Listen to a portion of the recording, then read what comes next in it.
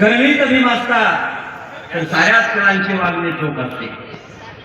ज्या महामानवांनी आम्हाला जीवनदान दिलं ते सर्व महामानवांना मी अभिवादन करतो.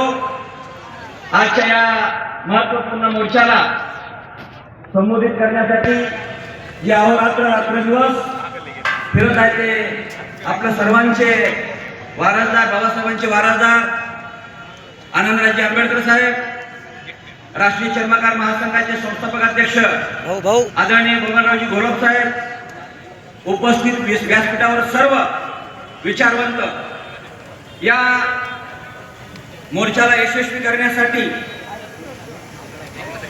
ज्या परळीतल्या भीमसैनिकांनी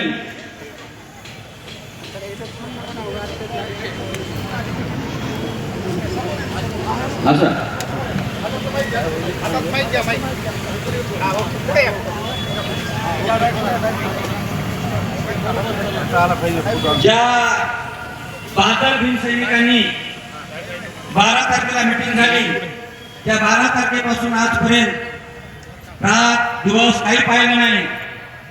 ते आमचे सोबत ज्येष्ठ पण आहेत, भास्कर नाना असतील, दासू वाघमारे सर असतील, पंडित झुंजुरे असतील, सचिन कागदे असतील, रवी मुळे असेल, राहुल गोपाळे असतील, शरद मस्के असतील, मिलिंद गाडी असतील, याच्यासाठी मी सगळ्याची नावं घेऊ शकतो.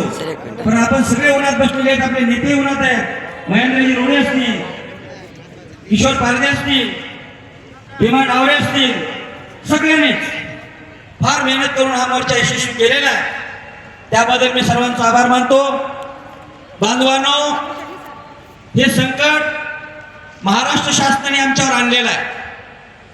निसर्गाच्या संकटाला आपण रोखू शकलो नसतो, पण महाराष्ट्र शासनाच्या सरकारला आपण रोखू शकतो.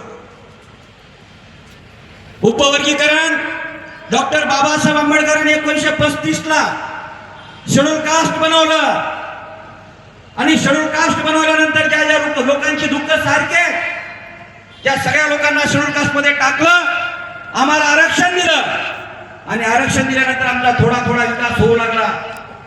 या आरक्षणाच्या गाडीमध्ये बहुत